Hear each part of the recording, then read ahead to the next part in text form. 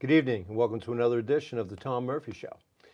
Tonight, we're fortunate enough to have on our program a familiar face in the village of Mamaroneck, Trustee Ilissa Miller, who will be leaving the board, unfortunately, coming this December is the end of your term, right? Absolutely, You've yeah. just served 2 terms I in did. the village of Mamaroneck, 4 years. and that's a worthy service. That's a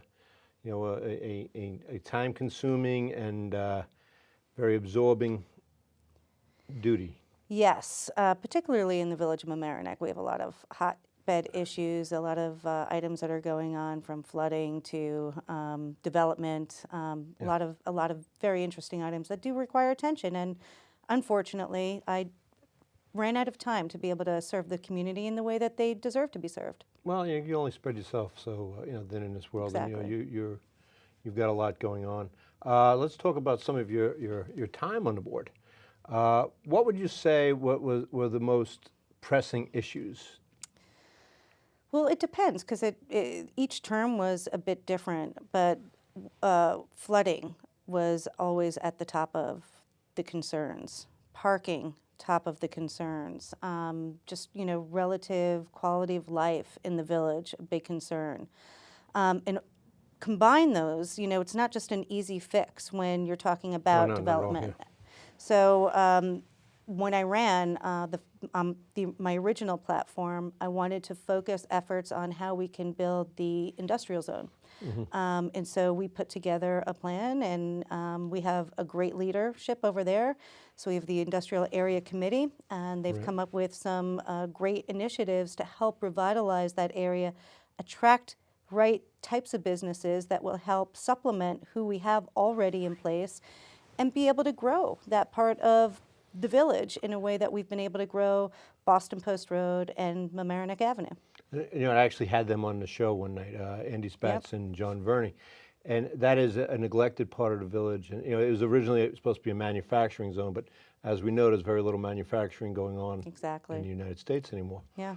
But it would be nice to see, offices or some sort of development like that, which don't put a strain on the school but pay taxes. Absolutely. And there's opportunity there for shopping, for offices, for sporting facilities. And I know right now most of it is parking lots, but we can be creative. You could develop parking lots. You can, and still not build over parking lots. Absolutely, and not lose those parking spots. And there's room for different types of businesses and opportunities here in the village. There are vacancies, so nothing is perfect. So obviously we're looking to attract different types of businesses throughout the village, but you could see there's development also happening, especially in areas that have been quiet for a while. I noticed there's the building going up on Boston Post Road by Delancey. That's been a vacant lot for a long, long time, where McGuire's used to be. Yep, exactly. So that's nice to see. Yeah. Where are we with the Army Corps of Engineer plan? That's a great question. So the Army Corps project is currently being reviewed by the environmental, getting environmental assessments done, both by the state and the HCZMC is going to have to review that. I think it's a great initiative. I don't know all of the details, and I think that this village would do its residents a great interest if they offered an opportunity to educate the residents a bit more about what this is about.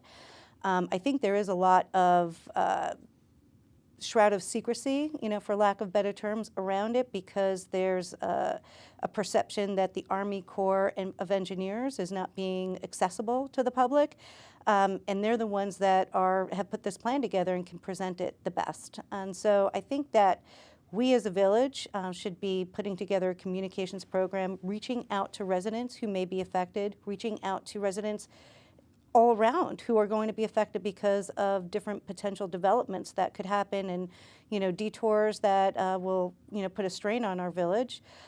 It's going to impact us for a period of 3-5 years or so. And then in perpetuity after that. Absolutely, and it should help and improve things for us. However, what do we do in that interim? And we need to start planning for that now, and we need to start educating people about what to plan for now.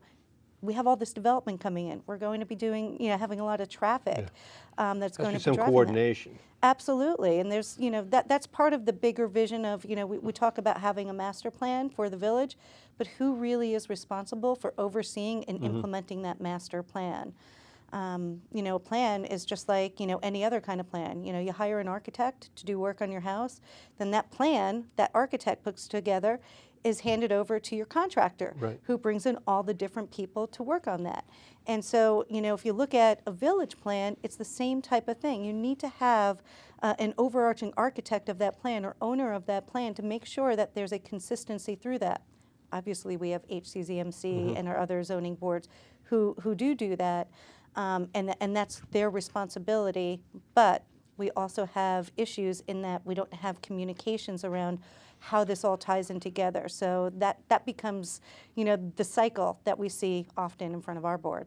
You know, I was a trustee in April 15th, 2007, during the huge flood that really affected so many people and damaged so many homes and put people out of their homes. So, you know, I'm a supporter of, you know, the idea of the Army Corps taking action. But, you know, I think the biggest issue, and you hit on it, was there was a real lack of communication, both from the Army Corps, and I hate to criticize the village, because I know how hard it is, but from the village officials didn't do a great job getting the word out, especially to people whose properties were going to be affected. And we don't want to have like a conflict between people whose properties have to be affected because of the you know, the plan, and people who will benefit from the plan. You know, we should all be working together. You know, because when they had that presentation at the Emlyn, I was working that night, and I came, and I didn't come that late, but I got there, and the presentation was over, and people were just milling around. I was like, okay, maybe I got here too late. And then that weekend, I went to watch it on LMC TV, and I sat down. I said, okay, I'm going to watch this, and it was 20 minutes long. And I was like, wait a minute, that's it? That you know, you're going to change the village forever, and that's all the information you're giving us? And it just seemed too quick and too condensed. You know. Part of having public meetings and town hall meetings and discussions is that public discourse. Democracy enables people to have conversations. You don't always have to agree. But each one of us as community citizens and residents, we have different perspectives on these projects.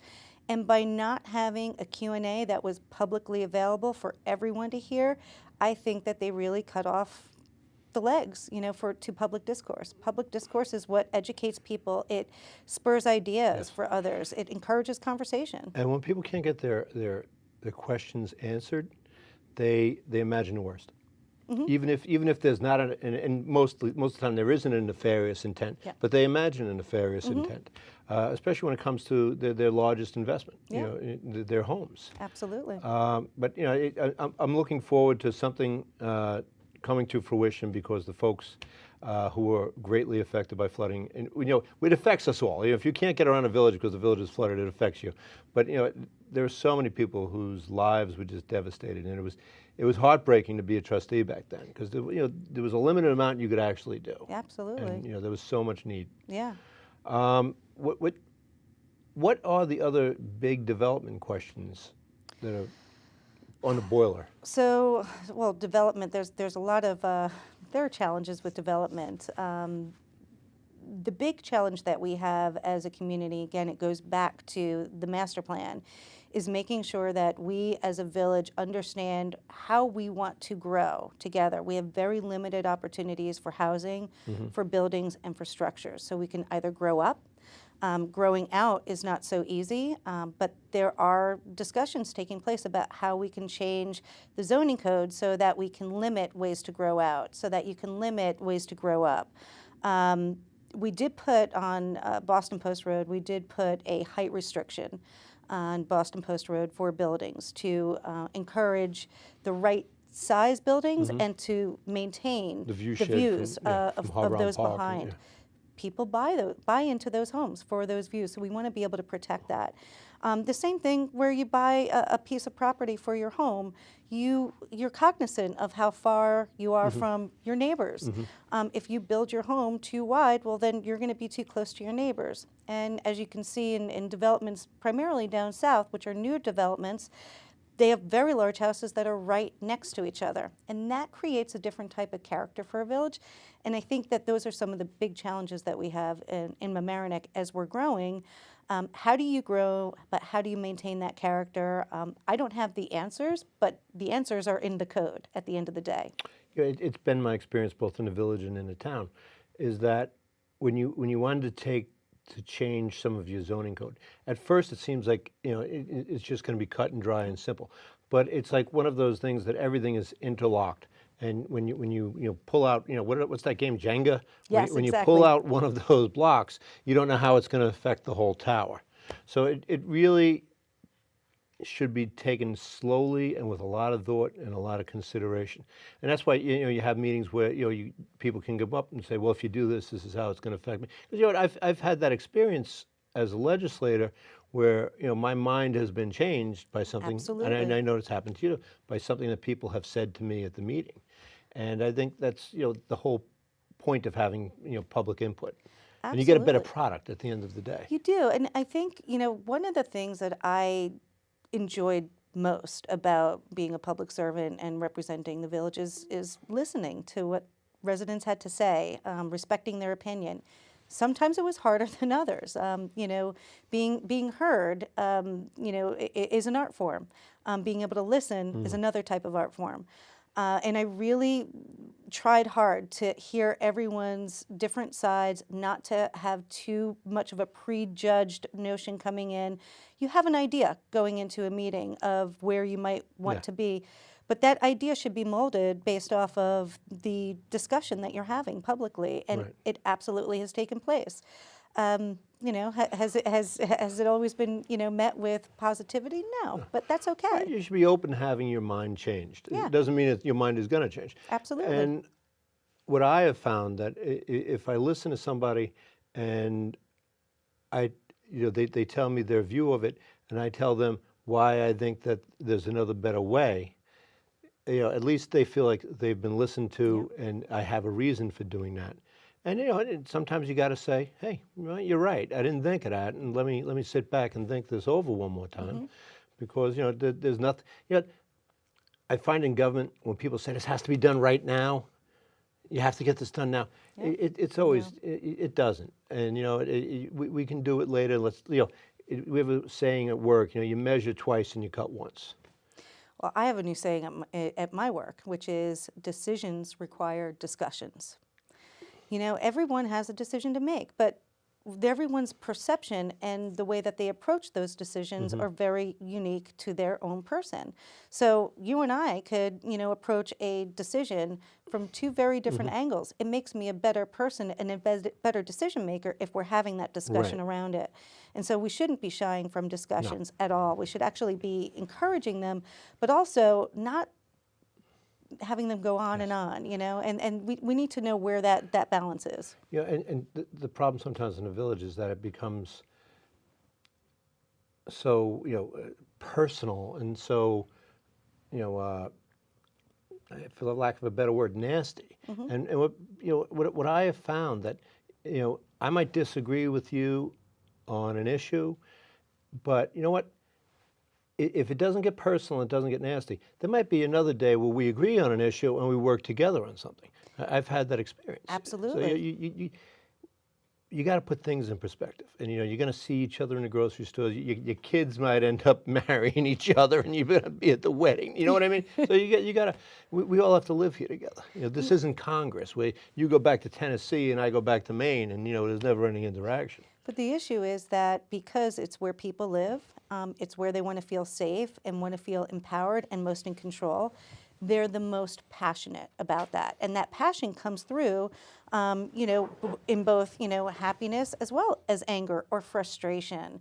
And just like you are with, a spouse or a partner, you're going to get passionate in discussions that you may feel like you're not getting your way.